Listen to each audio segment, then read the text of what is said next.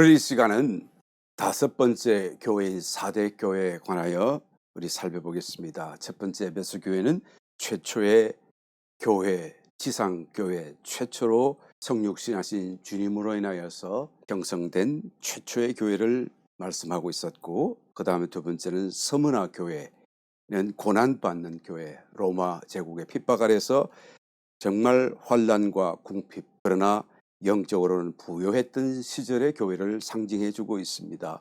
그 다음에 세 번째는 버가모 교회였었죠. 그것은 핍박에서 벗어나 이제는 세상의 물질과 권세가 교회 안에 이제 들어오기 시작함으로써 세상적으로 세속화되어져 가는 과정에서의 교회를 말씀해 줍니다.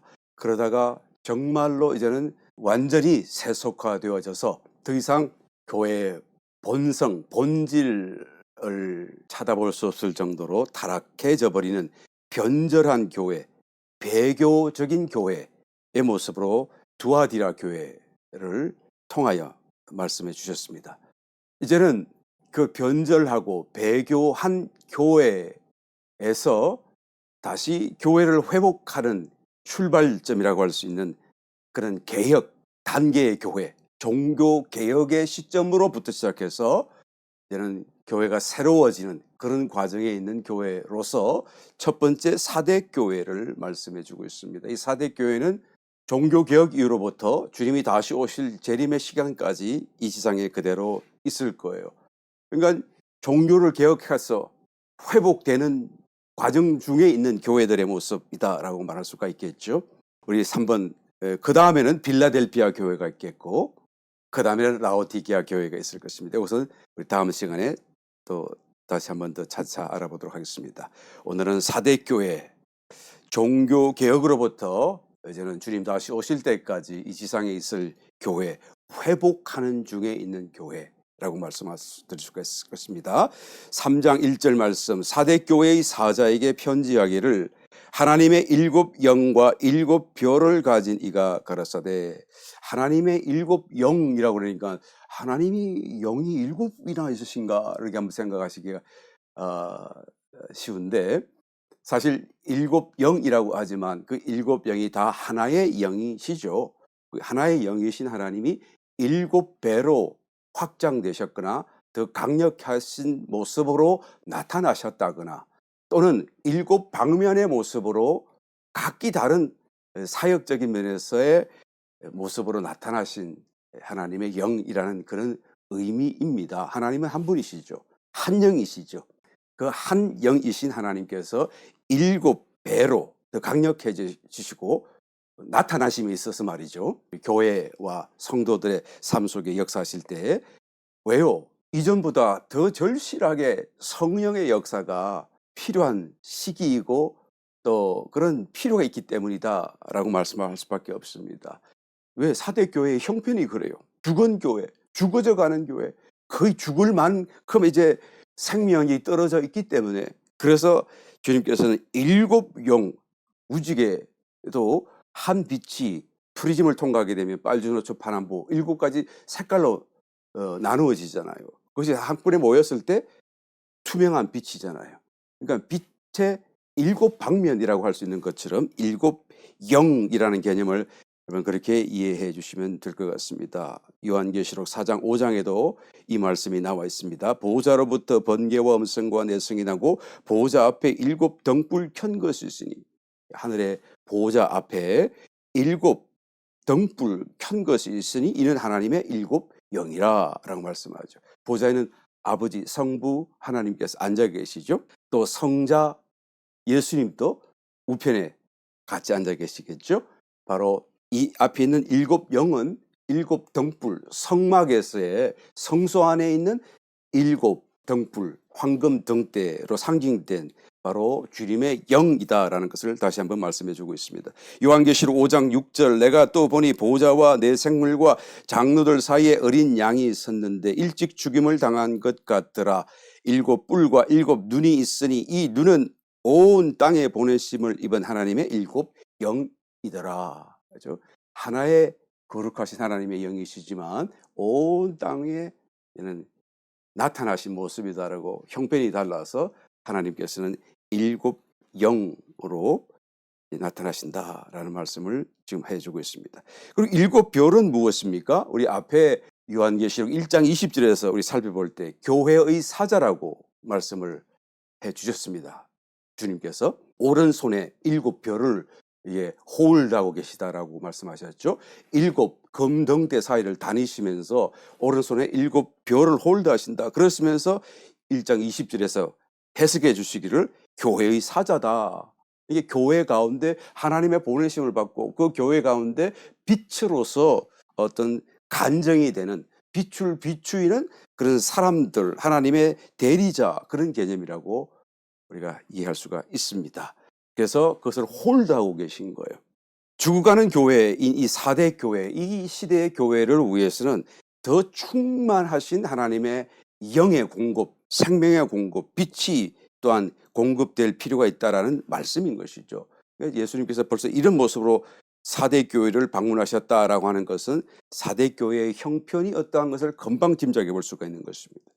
그래서 1절 후반절에 내가 내 행위를 아노니 내가 살았다 하는 이름은 가졌으나 죽은 자로다. 영생을 받지 못했다는 뜻은 아닙니다. 영적으로, 그럼 교회니까 이미요. 구원받은 성도니까요. 그러니까 교회가 된 거 아니겠습니까? 영적으로 그 생명력이 거의 희박해져 버린 거예요. 너무 약해져 버린 죽은 자의 상태로까지 떨어지는 그런 형편에 있다라는 것이죠. 왜 그렇습니까? 지금 가톨릭 교회에서 이제 개신교가 종교 개혁을 하면 나오는 그 시점에서는 이미 두아디라 교회, 너무나 변절했고 배교했고 타락했고 더 이상 교회라고 하는 본래적인 그 본성, 교회의 본질, 한 몸으로서 머리 대신 주님을 모시고 살아가는, 그래서 지체로서 연결되어져 있는 살아있는 공동체, 또 유기적인 공동체의 그런 어떤 본성, 하나님이 거하시는 성전이라고 하는 그런 개념 자체에서는 이미 다 벗어나 버렸잖아요. 교황제도가 들어오고 사회적인 국가적인 제도 속에서 그냥 힘, 권세, 부귀 뭐 이런 걸 가지고 그냥 사람들을 정치적으로 다스리는 제국과 같은 그런 형태, 조직화되어져 버린 그런 상태에 떨어져 있기 때문에 사실은 세상과 구별할 수 없는 사단의 위가 있는 곳에서의 교회로 떨어져 버렸지 않습니까? 그런 교회에서 지금 나오니까요. 이제 문제가 거의 죽은 상태에 있는 거예요. 나왔다 해서 적시 막 그냥 달라지는 것이 아니죠. 왜요? 생명의 문제잖아요. 생명이라고 하는 것은 자라는데 시간이 필요한 거 아니겠습니까? 종교 개혁을 했다고 해서 적시로 막 모든 것이 다 회복되는 건 아니에요. 그렇죠? 생명의 문제에 있어서만큼은 어떤 제도나 조직이나 이런 면에서는 하루아침에 바꿀 수 있을지 모르겠지만, 그래서 지금 이렇게 말씀합니다. 내가 내 행위를 아노니 내가 살았다 하는 이름은 가졌으나 죽은 자로다. 뭘 잘못해서 그렇다는 개념이 아니라 이제 형편이 그렇다라는 거예요. 이미 두아디라 교회까지 너무 타락했다. 이제 죽은 자 되었었다. 만약에 교회가 생명력이 있는지 없는지를 우리가 어떻게 알 수 있는가라고 질문해 본다고 한다면, 그러면 성도의 교제 속에서 어떤 생명의 특성, 생명이 가지는 특성이 나타나는가 아닌가를 찾아보면 알 수 있겠죠.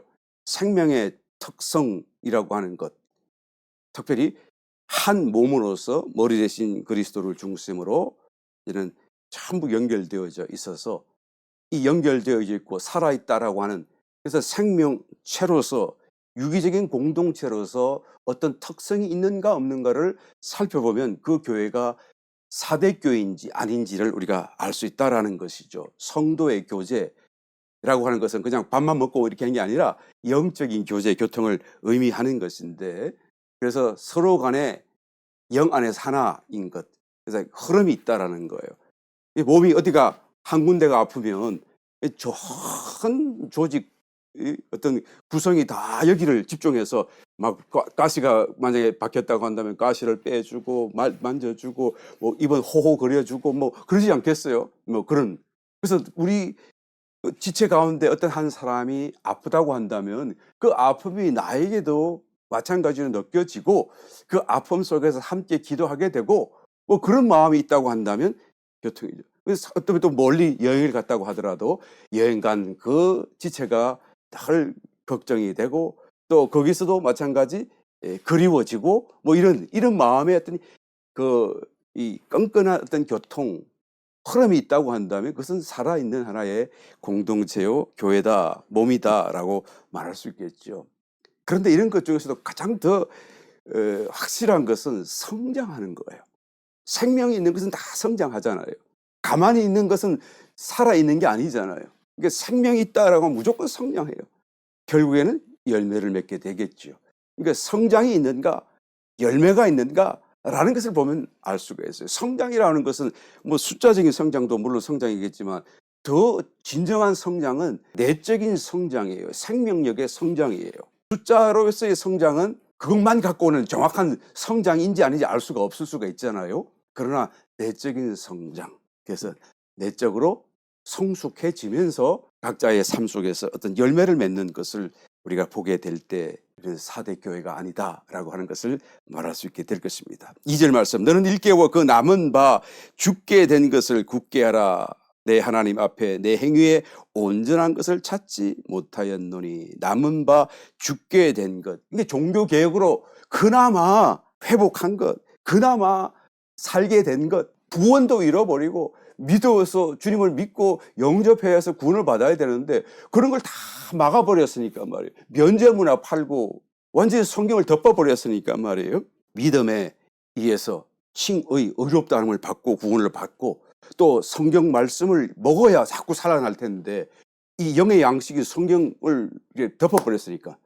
그런데 종교개혁을 통해서 이것을 열어 제치고 번역을 하고 그리고는 성경을 공개하게 되었다라는 것이죠. 그러니까 성경에 대해서 이제는 양식으로서 얻을 수 있는 지식이 이제는 열린 바 된 것이다. 그래서 남은 바 죽게 된 것, 이거를 빨리 붙들어서 더 온전한 것으로 나아가라 라는 것을 지금 얘기해 주고 있는 것입니다. 그래서 영적인 성장을 이루어가라 그 말씀이죠.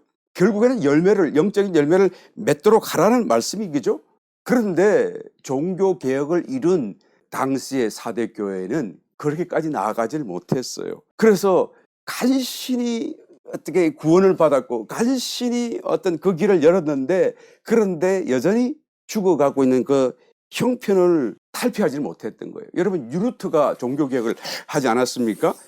위대한 사건이죠.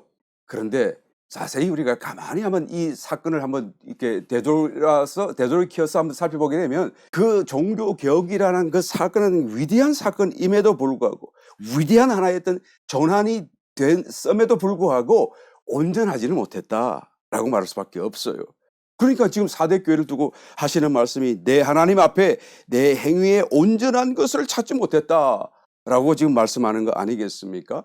그러니까 정말 예수님을 믿음으로 구원받고 성경을 열어서 읽고 성경을 이해하고 진리로 가까이 나아갈 수 있는 길을 열었음에도 불구하고 아직까지는 생명이 성장하고 열매를 맺고 정말로 이와 같은 깊은 하나님의 그런 생명의 풍성한 하나의 강 안에서 살아가는 그런 삶을, 그런 교회의 모습을 이루어가지는 못했다라고 말할 수밖에 없습니다. 루트의 그 업적을 내가 폄하시키고 종교개혁을 깎아내리려고 하는 게 아니라 정확하게 사태를 보고 성경에 하시는 이 말씀을 우리가 이해하기 위해서 지금 말씀을 드리는 것이죠. 루트가 종교개혁을 했습니다만 그래서 기성교단 교회인 카톨릭으로부터 어마어마한 핍박과 그 환란을 당하지 않아요? 그럴 때 어떻게 합니까? 사방을 둘러보니 자기하고 처지가 비슷한 유대인들 있잖아요. 유대인들도 얼마나 핍박을 많이 받았어요. 십자가 전쟁 뭐 이렇게 하면서 얼마나 많이 받았어요. 그죠? 예수님을 죽인 민족이라고 그러고 그래서 유대교를 핍박했었더랬는데 자기가 가만히 보니까 저 유대교를 믿는 유대인들의 형편이 우리하고 개신교 루트의 그런 종교개혁을 따르는 사람들하고 비슷하다 생각을 해서 자 우리 함께 연합합시다. 그래서 워밍 하트로 이렇게 그들을 초대를 했는데 유대인들이 엉뚱한 자기들의 기대와는 전혀 다른 대답을 줘요. 왜 우리가 당신하고 연합을 해야 되는데? 왜 당신하고 우리가 함께 손을 잡아야 되는데? 나는 당신들도 원치 않아. 우리는 유대교인이야. 우리는 신약 안 믿어. 그러니까 어떻게 합니까? 루트가 유대교를 가톨릭이 핍박했던 그 이상으로 핍박하기 시작해요.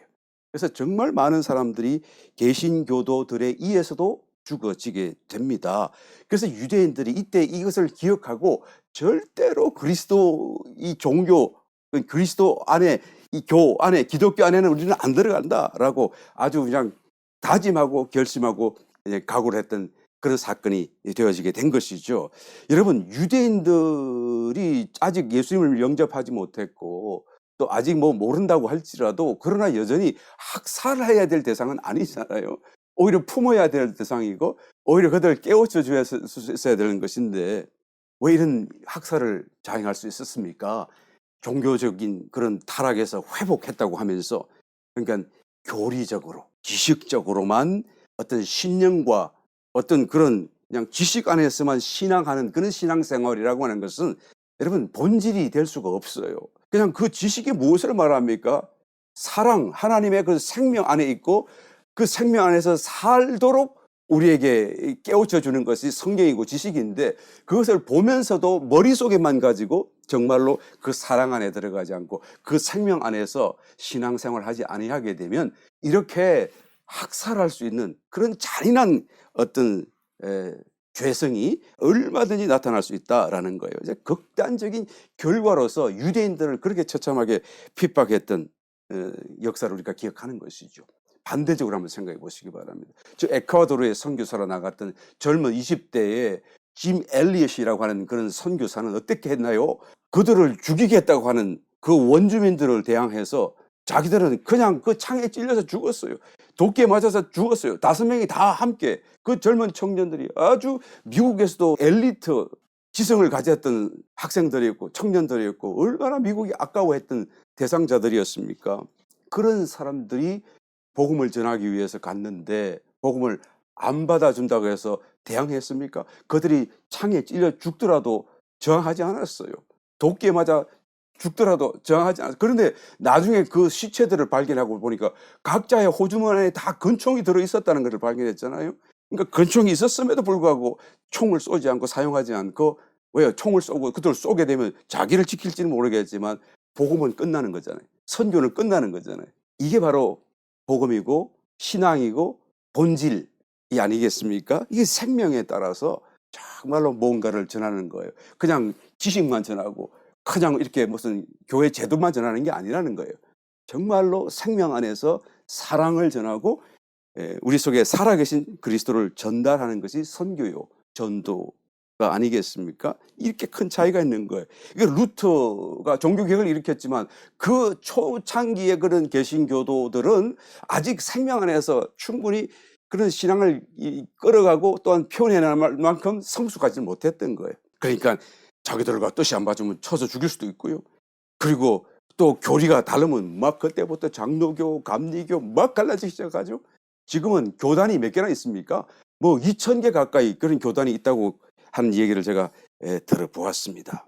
믿음으로 어렵게 된다는 교리, 성경적인 진리죠. 아멘이죠. 이것은 회복했어요. 그리고 성경도 열었어요. 번역했습니다. 모든 사람이 볼 수 있겠습니다. 그런데 아직은 죽은 자와 같은 상태였던 거예요. 그래서 루트를 따르는 교인들과 교회가 결국은 가는 곳마다 세우게 된 것이 그 나라의 국교가 된 거죠. 영국 성공회는 영국의 국교가 된 거잖아요. 독일의 국교가 됐어요. 이 개신교가. 네덜란드 뭐 이 모든, 그런데 사실 이렇게 국교로 이 개신교 그동안에 천주교를 다 거절하고 거기서 나와가지고 이 개신교를 받아들이게 된 데는 사실은 세상적인 그런 권력들 조인이 없으면 안 되겠죠. 그 나라의 국왕이든지 그 지역의 봉건 영주이든지 이런 모든 사람들이 다 이제는 그 개신교를 받아들일 수밖에 없었는데, 왜 그런가 하니까 신앙적인 이유가 아니라 그래야지 자기들의 그 나라를 제대로 세울 수가 있었고요. 가톨릭에 대응해서 잃어버렸던 재산을 다 몰수할 수 있었고요.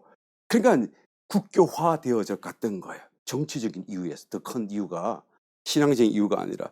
그래서 결국은 루터는 가는 곳마다 국교회를 세우는 그 결과를 만들어내게 된 거예요. 루터 자신도 굉장히 한탄을 했다고 기록을 찾아보면 알 수가 있습니다. 여기서 거쳐서는 안 된다.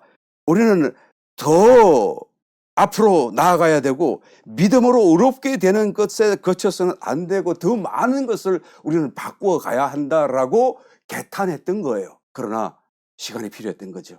초창기의 개신교도들은 거기까지 가지를 못했습니다. 그냥 믿음으로 구원받는다는 이 교리만 회복했고, 그래서 구원만 간신히 얻는 그 길을 열어주었고 성경을 열어놓은 그 길로까지만 갈 수밖에 없었던 거예요. 그래서 사실은 알고 보게 되면 바뀐 게 별로 없어요. 두아디라 교회에서 개신교로 나왔을 때 이 두 가지 사건 외에는 별로 아직은 바뀐 게 없습니다. 다시 말씀을 드리자고 치면 루트는 교회를 개혁한 게 아니에요.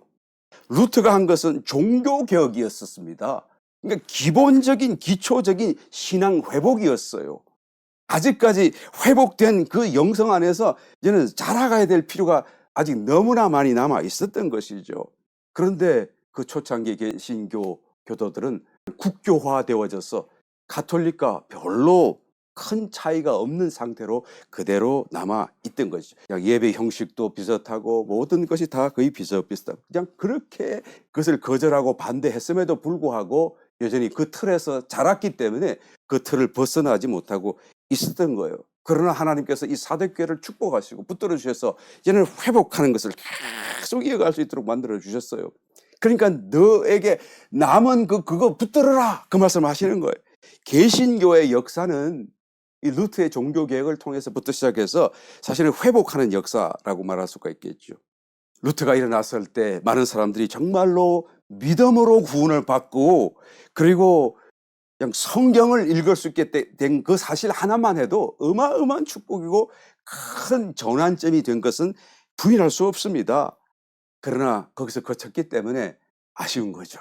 그래서 주님께서 이 사대교회에게 이 말씀을 전하시는 것입니다. 결국은 이 사대교회가 지금도 계속 회복되고 있어요. 그러니까 개신교회, 초창기 개신교회에서 다시 거기서 또 개혁된 교회들이 나오기 시작해요. 또 거기서 또 개혁된 교회가 나오는 것이죠. 그렇게 되어야 돼요. 이미 루터교, 초창기 영국 성공회 이런 독일의 그런 개신교 이런 거 전부 다 완전히 굳어져 가지고 가톨릭과 별반 차이가 없어요. 이제는. 그래서 나와야 되죠. 또 나온 곳에 또 나와야 되죠. 정말로 본질, 본성을 찾아서 교회의 회복을 만들어 가야 돼요. 신앙만 회복할 것이 아니라 교회가 교회로서 회복되도록 만들어 가야 되는 것이죠. 종교 개혁이 아니라 교회 개혁이 되도록 만들어 가야 되는 것입니다. 오늘 그 말씀을 지금 성경이 하시는 것이죠. 에서보두 사빌라 7교회의 모습을 통해서, 교회의 역사를 통해서 주님은 성도 개개인도 관심하시지만 교회에 대한 말씀을 하고 계신 것을 우리는 잊지 말아야 되는 것입니다. 이 사대교회가 마침내 제대로 회복이 되어져서 교회의 본질을 이제 갖게 된 그런 교회가 됩니다. 그 교회가 요 다음에 살펴보게 될 빌라델피아 교회죠. 그래서 계속 그 본질을 찾아가는 교회로 남아 있어야 돼요. 저와 여러분들도 마찬가지로 고리타분하게 타성에 젖어 있어서는 안 되고요. 정말 신앙이 뭐고 교회가 뭐고 내가 어떻게 살아야 되고 내가 주님이 무엇을 원하시는지를 고민하면서 가슴을 치면서 계속해서 우리 스스로를 개혁해가고 우리의 신앙을 개혁해가고 그래서 회복 교회의 본성을 회복하고 성도와 신앙의 본질을 회복해가는 그런 회복의 길을 나가야 될 줄 믿습니다. 3절 그러므로 내가 어떻게 받았으며 어떻게 들었는지 생각하고 지키어 회개하라. 만일 일깨지 아니하면 내가 도적같이 이르리니 어느 시에 내게 임할는지 내가 알지 못하리라. 도적같이 주님이 오신대요. 그러면 어떻게 되죠? 깨어있지 않다고 한다면 그날이 와도 잠이 들어있기 때문에 모르는 거예요. 그럼 모르면 어떻게 되죠? 주님이 데려가시지 못한다는 뜻이죠. 휴거되지 못한다는 뜻이 되겠죠. 데살로니가전서 5장 1절로 이하의 말씀을 찾아보겠습니다. 이 말씀을 우리가 잘 이해를 해야 될 필요가 있기 때문입니다. 형제들아 때와 시기에 관하여는 너희에게 쓸 것이 없음은 주의 날이 밤에 도적같이 이를 줄을 너희 자신이 자세히 알미라.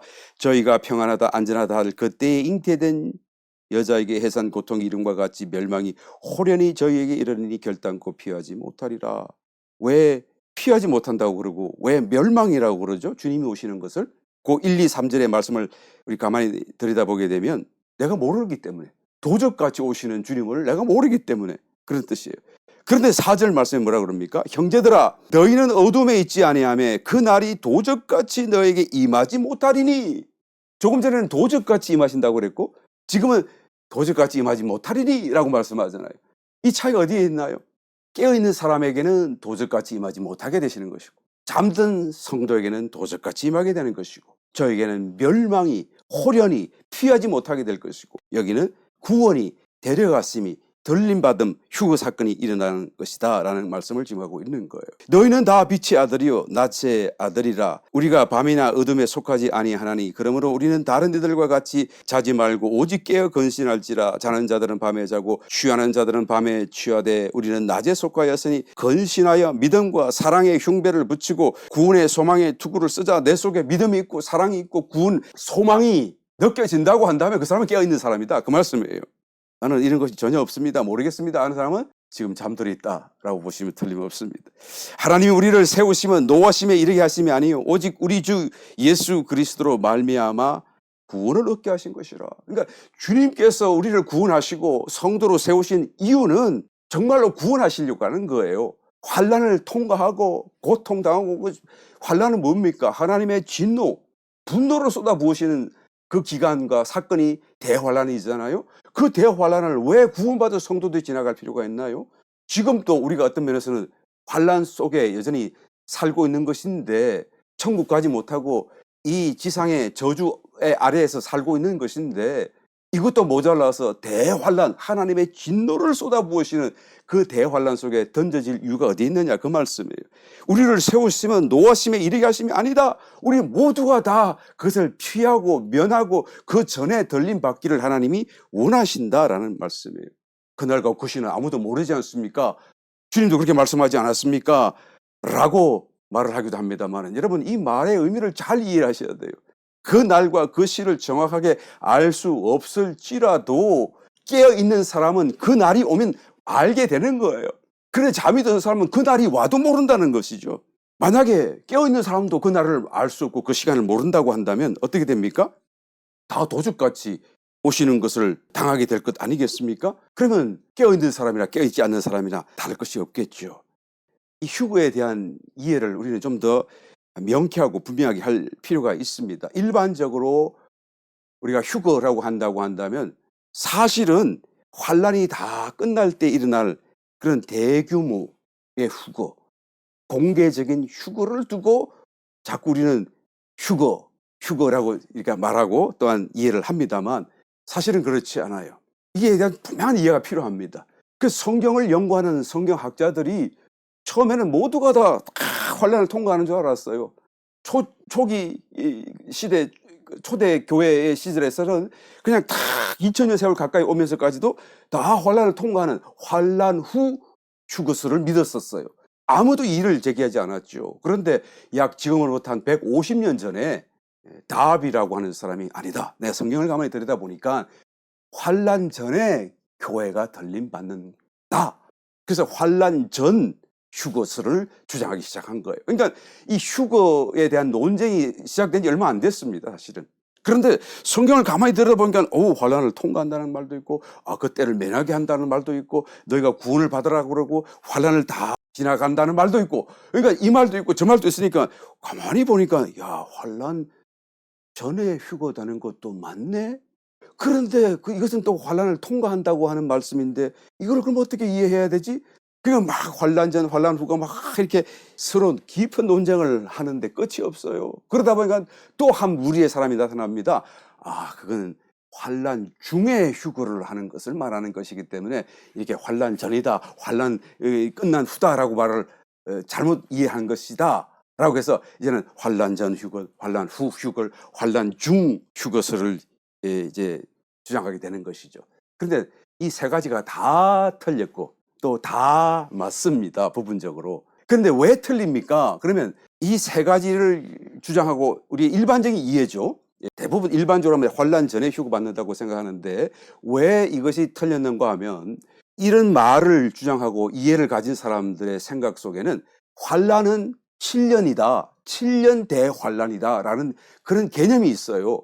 근데 성경에는 7년 대환란의 말이 없거든요. 대환란은 항상 3년 반이에요. 성경이 말하는 대환란은. 그러니까 7년 환란이라는 말은 없어요. 물론 앞에 있는 전 3년 반도 굉장한 환란스러운 모습이긴 해요. 그러나 성경이 말하는 환란이라고 하는 것은 이것을 얘기하는 거예요. 후 3년 반을 얘기하는 것이죠. 그러니까 7년 환란이다라고 하는 이 생각 속에 이 개념을 붙들고 있으면, 그러면 성경이 지금 막 엉키기 시작하는 거예요. 환란 전이다, 환란 후다, 뭐 이런 개념으로 엉키기 시작하는 것입니다. 그리고 또 한 가지 사건은, 휴거는 반드시 꼭 한 번만 일어난다라는 이 사실로, 이 잘못된 사실이에요. 오해죠. 이 두 가지 사실을, 사실 아닌 사실을 자기들 속에 사실인 양 붙들고 있다가 보니까 성경이 이해가 안 되어지고 계속해서 디베이트만 될 수밖에 없는 것입니다. 여러분 한번 간단히 이해를 해보시기 바랍니다. 휴거가 만약에 한 번만 일어날 것이라고 한다면, 그러면 성도가 환란을 통과하든지 하지 않든지 무슨 상관이 있죠? 성도가 깨어 있어서 환란을 통과하지 않을 수도 있겠고, 그러면 환란 전에 다 들림 받는다고 한다면 내가 깨어 있지 않아도 어차피 다 들림 받을 거 아니에요. 왜 깨어 있으라고 그러죠? 또 만약에 환란 후 통과설이 맞다고 한다면 내가 깨어 있어도 통과하는 건 마찬가지인데 왜 깨어 있으라고 그러죠? 한 번만 일어난다고 생각하는 것은 대답할 수 없어요. 이 성경을 잘못 이해하는 것입니다. 주님이 깨어 있으라고 하는 것은 무언가가 환란을 피할 수 있기 때문에, 피해야 되기 때문에 그런 거 아니겠어요? 그러니까 환란 전 휴거설이다 하면은 안 깨어 있어도 괜찮은데 뭐 그러면 왜 깨어 있어야 되죠? 환란 후 휴거설이다 그러면 깨어 있어도 다 환란 통과하는데 무슨 소용이 있죠? 두 개가 다 맞기도 하고 틀리기도 하고 완전하지 않다라는 것을 말할 수밖에 없는 것입니다. 여러분, 휴거는 여러 차례 일어납니다. 환란 전에도 일어나고 환란이 다 끝난 뒤에도 일어나고 끝나는 그 시점에서도 일어나고, 적어도 휴거가 시작되기 시작하면 그 시점이 오게 되면 적어도 세 번 이상은 일어나요. 적어도 3번이라고 하는 것은 성경에서 이미 3번의 휴거에 대한 사건을 별도로 우리에게 계시하고 말씀해 주고 있기 때문에 그런 거예요. 이것이 말씀하지 않는 휴거도 일어날 수 있겠고, 또 이것에 따르는 휴거들이 여러 차례 일어날 수도 있었기 때문에 적어도 3번이라고 우리 말할 수밖에 없는 것입니다. 여러분, 휴거에 대한 이해를 위해서요, 좀 더 넓게 잡아서 휴거는 두 종류가 있다 이렇게 말할 수 있겠죠. 한 가지는 이기는 자들이 당연히 휴거되겠죠. 또 나머지 한 가지는 이기지 못하는 성도들도 휴거돼요. 이 휴거는 언제 일어날까요? 환란이 다 끝난 뒤에 대규모로 일어나, 우리가 일반적으로 이해하고 있는 그 휴거 때에 일어나는 겁니다. 그래서 올라갔더니, 혼인잔치 올라갔더니 예복을 준비하지 않은 사람도 거기 있었잖아요. 하나님께서 종을 보내가지고 길거리 사방 거리에서 악한 자도 선한 자도 구별 없이 막 데리고 왔다고 하지 않아요. 그러니까 아직도 신앙 안에서 어떤 경건함과 선함을 살아내지 못하고 열매 맺지 못한 사람들조차, 악한 자들이겠죠. 성도들 얘기하는 겁니다. 그 성도들도 휴거돼요, 마지막에는. 그래서 그리스도의 심판 때 앞에 심판받겠죠. 그리고 준비 안 된 거에 대해서 바깥 어두운 데로 내어 쫓기게는 심판을 받게 되겠죠. 여하튼 간에 모든 성도는 이 마지막 시점에는 다 들림받게 되어져 있어요. 이때 이기는 자들도 포함될 것이지만, 그러나 이기지 못하는 사람도 포함될 거예요. 그런데 여하튼 크게 두 가지로 나누면, 이기는 성도들의 휴거, 이기지 못하는 사람들의 휴거. 물론 모두가 성도예요. 그런데 이기지 못하는 성도들은 뭐 하나밖에 없으니까 놔두고요, 이기는 성도들의 휴거 중에서는 적어도 3가지가 성경에서는 지금 계시하고 기록되어지는 것을 우리가 찾아볼 수 있다라는 것이죠. 첫 번째가 뭐죠? 요한계시록 12장에 나오는 사내 아이의 휴거입니다. 이 사내 아이의 휴거는 환란 전에 일어날 휴거죠. 계시록 12장 5절, 여자가 아들을 낳으니 이는 장차 철장으로 만국을 다스릴 남자라. 그 아이를 하나님 앞과 그 보좌 앞으로 올려가더라. 우리가 알고 있는 일반적인 휴거는 다 공중에서 이렇게 공중으로 들림받는 것인데, 여기는 어디라고 말합니까? 보좌 앞이라고 얘기하고 있어요. 그러니까 하나님의 보좌가 있는 삼청천으로 바로 올라가는 거예요. 바로. 이 사내 아이들은 누구입니까? 모든 교회 역사 속에서 이제는 이기는 자들을 다 이렇게 총칭적으로 아우르고 있습니다만, 특별히 이 사내 아이들에게 한 가지 어떤 공통적인 그런 범위가 있어요. 그것을 11절에서 찾아볼 수가 있습니다. 요한계시록 12장 11절, 또 여러 형제가 어린 양의 피와 자기의 정가는 말을 인하여 저를 이기었으니, 이 내용이 바로 사내 아이, 사람들의 내용입니다. 계속 연결되는 부분이에요. 그들은 어떤 특징을 갖고 있습니까? 죽기까지 자기 생명을 아끼지 아니하였도다. 이게 죽었다는 얘기죠. 순교를 당했든지 순교는 아닐지라도 늘 자기의 혼적인 생명을 부인하면서 순교적인 삶을 살았든지 하여튼 죽은 사람들이고, 또 예수님 오시기 전까지 죽었던 그런 죽고 다시 부활하여 이제는 들림 받는 그런 이기는 자들을 말하는 것입니다. 이 사람들은 다 환난 전에 들림 받을 거예요. 벌써 주님이 내려오시기 전에 보좌 앞으로 이미 들림 받습니다. 그 정확한 시기와 날은 아무도 말할 수가 없어요. 저도 말씀할 수가 없고요. 또 두 번째 부류가 어떻게 있습니까? 이기는 성도들 가운데 요한계시록 14장에서 보게 되면 첫 열매로서의 이기는 자들이 있다라는 거예요. 한번 찾아봅니다. 14장 1절. 또 내가 보니 보라, 어린 양이 시온 산에 섰고 그와 함께 14만 4천이 섰는데 그 이마에 어린 양의 이름과 그 아버지의 이름을 쓴 것이 있도다. 이 인을 딱 이마에 받는 거예요. 아버지의 이름, 어린 양의 이름. 이 인을 언제 받아요? 요한계시록 7장에서 받습니다. 받았는데, 그리고는 14장에서 와서 보는 게 갑자기 시온산 하나님의 보좌가 있는 그 천성에 올라와 있는 거예요. 들림 받은 것이죠.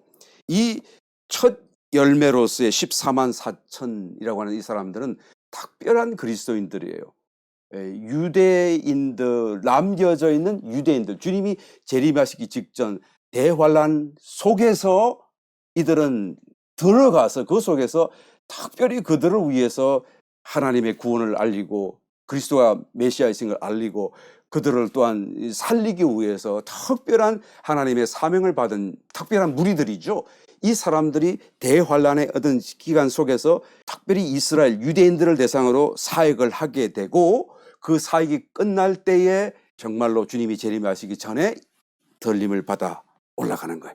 그러니까 죽어서 올라가는 게 아닙니다. 그들의 인받은 것을 원수들도 못 건드리도록 하나님께서는 딱 막아 놓으셨거든요. 그러니까 그 대환란 속에 일어나는 모든 악한 일들이 이 14만 4천에게 일어나지 않아요. 그러니까 죽지 않습니다. 살아 있으면서 들림 받는 것이죠. 그러니까 이 첫 열매의 휴거라고 하는 것은 앞에 사내 아이의 휴거와 비교했을 때 살아있는 이기는 자들의 휴거라고 말할 수가 있겠죠. 14장 4절 말씀 한번 읽어보겠습니다. 이 사람들은 여자로 더불어 더럽히지 아니하고 정절이 있는 자라 어린 양이 어디로 인도하든지 따라가는 자며 사람 가운데서 구속을 받아 처음 익은 열매로 하나님과 어린 양에게 속한 자들이다. 처음 익은 열매. 그러니까 이 사람들과 대비해서 나중 익을 열매가 있다라는 말씀이에요. 그러니까 24만 4천이 뭐 사도 바울을 이 속에 포함시키고 그래서는 안 되죠. 지금 지상에 살아남아 있는 사람으로서, 그리고 정말로 주님이 오시기 전에 살아있어서 들림받는 사람들로서 처음 익은 열매라는 뜻입니다. 그러니까 이 처음 익었다는 그 말씀의 의미가 예수님이 고난받으시고 부활승천하시고 그때 있던 모든 제자들 그때 뭐 같이 일어났던 그런 개념이 아니고, 뒤에 있을 나중에 익을 대규모 대환란 끝자락에 있을 그 나머지 모든 성도들의 휴구를 위하여서 그때 있게 될, 나중에 있게 될 그 열매들과 대비해서 처음 익은 열매라고 말을 하고 있는 것을 보게 되죠. 그러니까 사내 아이의 휴거와 첫 열매의 휴거는 환란 전에 일어나는 거예요. 아니죠. 첫 열매 휴거는 환란 도중에 일어나는 거죠. 환란, 그게 주님의 그 지상 재림하기 직전에 일어나는 사태라고 볼 수가 있겠네요.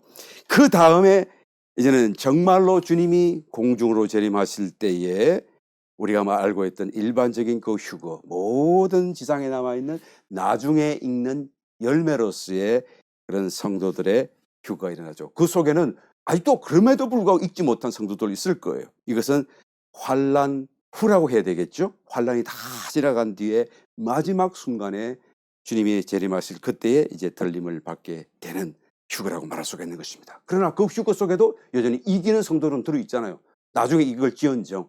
그래서 이기는 자들의 휴거라고 한다고 하면 적어도 세 그런 다른 부류의 휴거가 있어요. 그 외에도 뭐 나중에는 두 정인, 모세와 같은, 엘리야와 같은 대환란 속에서 이게 사역을 하게 될 그 사람들도 죽었다가 사흘 만에 부활하게 되죠. 그런 개인적인 두 사람의 그런 휴거도 있고요. 하여튼 더 있을 거예요. 그러나 큰 줄기에서 이 세 가지로 우리가 증거해 볼 수가 있는 것이죠. 그러니까 지금 본문 말씀으로 돌아오겠습니다. 3절 말씀, 3장 3절 말씀, 도적같이 이른다라고 하셨던 이 도적같이라고 하는 이 말씀이 대규모 대환란이 끝날 때 일어날 그 대규모 휴거 상황을 말하는 것이 아니다. 그렇죠? 공개적인 휴거가 아니다 그 말이에요. 이것은 공개적인 휴거가 될 것이기 때문에 공개적인 휴거, 나팔 불죠 하늘에서요. 그냥 뭐 눈에 보이는 주님의 영광으로 구름 타고 내려오시죠. 막 그러는데 말이지 뭐가 그걸 가지고 모를 수가 있나요? 도적같이란 말이 여기서는 적용될 수가 없는 부분 아니겠습니까? 그러니까 여기서 도적같이 임한다. 사대교회에 너희가 깨어나라, 깨어나라 하고 하는 이 말씀은 그런 대규모 휴거, 마지막 환란 후에 일어날 그런 휴거에 들림 받으려고 하지 말고 빌라델피아 교회처럼 면하여 그 전에 들림 받는 그런 휴거 성도가 되도록 교회가 되도록 준비하라, 회개해라, 깨어나라 라는 그 말씀을 하는 것이다 라는 거예요. 본문 말씀 4절로 들어옵니다. 그러나 사대에 그 옷을 더럽히지 아니한 자 몇 명이 내게 있어 흰 옷을 입고 나와 함께 다니리니 그들은 합장한 자인 영고라. 흰 옷, 흰 옷이라고 하는 것은 성도들이 지상에서 사는 동안에 어떤 행실로 살았는가 하는 그것을 의미하는 것이잖아요. 요한계시록 19장 8절 그에게 허락하사 빛나고 깨끗한 세마포를 입게 하셨은즉 이 세마포는 성도들의 옳은 행실이로다. 그러니까 흰옷, 세마포 옷은 성도들의 의로운 옳은 행실이로다 라고 말씀하잖아요. 그러니까 흰옷을 입었다. 이 사대교회에 흰옷을 더럽히지 않았다. 흰옷을 입었다 라고 하는 것은 그가 지금 지상에서 아직 들림 받기 전에 지상에서 사는 동안에 성도가 성도로 합당한 거룩하고 깨끗하고 때묻지 않은 그런 어떤 행실을 얘기하는 것 아니겠습니까? 사망의 더러움에서 자기 자신을 정결하게 지킨 것이겠죠. 특별히 왜 사대교회가 죽은 자로다 그랬으니까요. 너에게 남은 바 그것을 붙들어라 라고 지금 말씀하시니까요. 그러니까 사방이다 사망, 그다음에 그냥 교회 안에서까지도 사망의 그런 어떤 것이 있는 그런 환경 속에 있는 거예요. 그런데 몇몇이 그 흰옷을 입고 살고 있고 그 사망의 때에 접촉되지 않으면서 정결함과 거룩함과 경건함을 유지하면서 신앙생활하는 그런 사람들이 있다라는 거예요. 몇몇이 있다라는 것입니다. 주님께서는 그들과 함께 다니겠다. 왜? 그들은 합당하기 때문이다 라고 지금 말씀해 주고 있지 않습니까? 그러니까 사대교회에 있다고 한다면 어떤 사람이 들림받을 수 있습니까? 어떤 사람이 이기는 자가 될 수 있습니까? 흰옷을 입어야 돼요. 물론 상으로도 흰옷을 입게 되겠습니다만 그 입을 옷이 이미 사는 동안에 자기 속에 입혀져야 돼요. 자꾸 더 희도록 되어져 가야 되는 것입니다. 희게 된다라는 것은 특별히 이 사대교회의 그 형편 속에서 이해해 볼 때 사망에 접촉되지 않는 것이죠. 사망의 어떤 영향력에 연결되지 않는 정말 사망과 관계없는 생명 안에서 사는 어떤 삶을 이야기하는 것이겠죠. 여러분, 죄를 짓는 것도 물론 더러워지는 것입니다만 그러나 사망과의 접촉은 훨씬 더 심각한 문제예요. 레위기 말씀을 자세히 찾아보게 되면 누가 만약에 죄를 지으면 그냥 속죄 제물을 가져오면 되잖아요. 그래서 제사 지내면 그냥 속죄 받지 않아요? 그래서 제사장이 그 거룩하게 만든 그렇게 하는 그 죄를 가지고 와가지고 붉은 암송아지 죄를 가지고 이렇게 뿌려주고 하면 다 금방 깨끗해지잖아요. 그런데 사망에 접촉한 사람은요, 시체를 접촉했거나 뭐 하여튼 사망과 접촉된 사람은 적시로 속죄제를 드린다고 할지라도 적시로 깨끗함을 받을 수가 없어요. 7일 동안 그 부정함 속에 잠겨 있는 것입니다. 그리고 민수기 19장 19절 찾아보게 되면 그 7일 동안에도 제3일과 제7일에는 정결 예식을 거행해야 돼요. 그래야 비로소 2번씩이나 정결 예식을 해야 그래서 7일째 마침내 정결케 된다, 정하게 된다라고 말씀하잖아요. 그러니까 사망에 접촉한다는 것은 굉장히 심각한 거예요. 하나님 입장에서 볼 적에. 그러니까 사실로 볼 적이죠. 우리는 잘 몰라서 모를 수 있습니다만 우리는 어떻게 생각합니까? 범죄, 죄를 짓는 것을 굉장히 심각하게 생각합니다. 성도로서 살인죄 짓는 거, 이거 생각할 수 없죠. 성도이면서 거짓말하고 성도이면서 도적질하고 정말 마음에 굉장히 큰 어려움, 부담이 될 수밖에 없죠. 그런데 사망에 접촉하는 것은 별로 그렇게 신경을 쓰지 않아요. 범죄하는 것은 여러분 회개하기만 하면 되잖아요. 요한일서 1장 9절 만일 우리가 우리 죄를 자백하면 저는 미쁘시고 의로우사 우리 죄를 사하시며 모든 불의에서 우리를 깨끗게 하실 것이요. 그냥 하나님 내가 잘못했어요. 내가 죄 지었습니다. 라고 하면 내가 다시 안 하겠습니다고 고백하게 되면 적시로 회복되고 깨끗하게 되는데, 근데 사망에 접촉된 것은 이것은 훨씬 심각한 문제고 적시로 돌아오기가 올 수가 없는 부분이라는 것을 우리는 알아야 된다는 것이죠. 이 사대 교회가 그런 거예요. 죽은 자로다. 죽음 사망이 가득 차 있어요. 그 교회 안에 지금 생명이 꺼져가고 있어요. 거의 꺼져가는 등불이 있다는 얘기죠. 아까 처음 시작할 때 그 생명이 있는지 없는지 어떻게 안다고 그랬었습니까?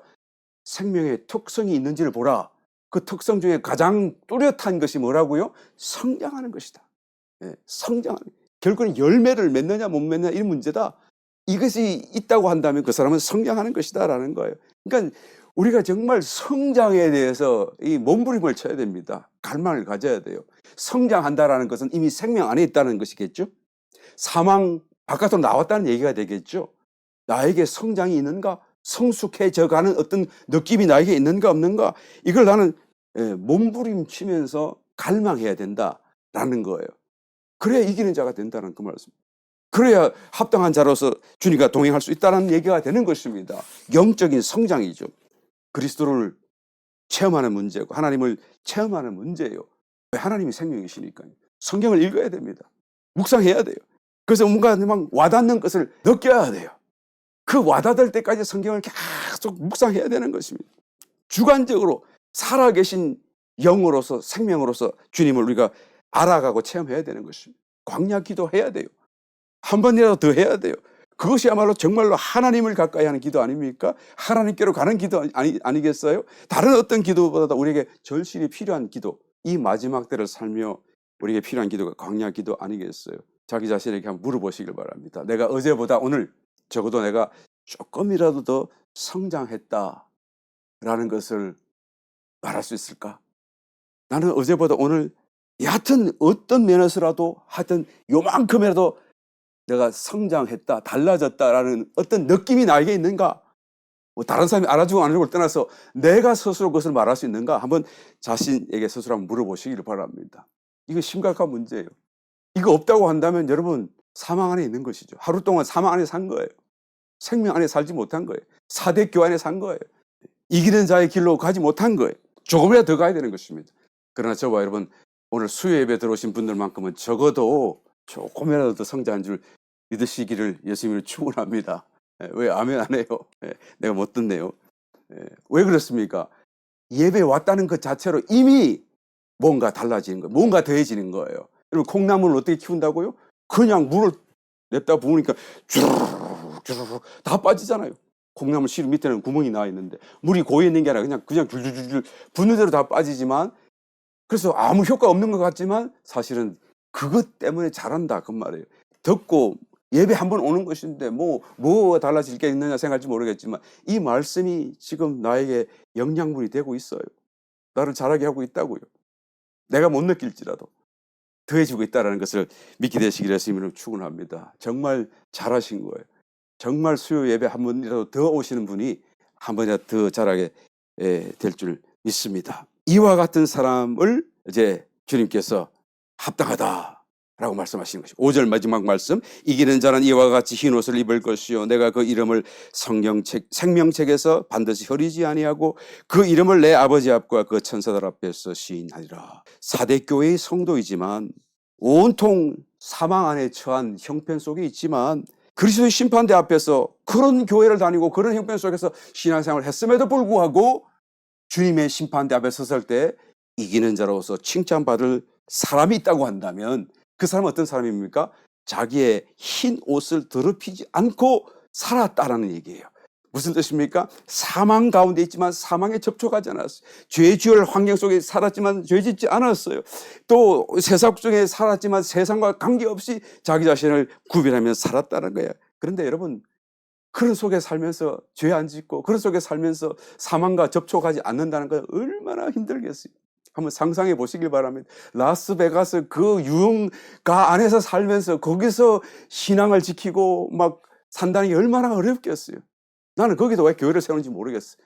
나오라 그죠. 거기 살지 말고 교회를 그 밖에 나와서 지으면 되지. 뭐 꼭 그 안에서 교회를 꼭 지어야 됩니까? 나와야 되는 거예요. 예. 마찬가지인 것입니다. 4대 교회 안에 있어서는 안 되죠. 저와 여러분, 우리 교회는 적어도 4대 교회는 아닌 줄 믿습니다. 아멘. 적어도 4대 교회는 아닌 줄 믿어요. 더 이제는 거기서 빌라델피아 교회에 가까운 교회가 아닌가 저는 자부심을 갖습니다. 더욱 생명이신 하나님을 가까이 하는 일에 우리가 매일매일의 시간 속에서 힘을 써야 될 줄 믿습니다. 하나님의 거룩하신 생명이 더해짐으로써 우리가 죄에서 멀어지고 세상에서 멀어지고 또 특별히 사망을 접촉한 일에서 이는 떠나나와서 우리가 흰 옷을 희게 보존하고 주님 앞에 서는 그날에 점도 흠도 주름 잡힌 것 없는 정말 이기는 자의 성도로서 큰 기쁨과 축복이 되시기를, 또 그렇게 되실 줄을 믿음으로 감사하며 다시 주님의 이름으로 축복합니다.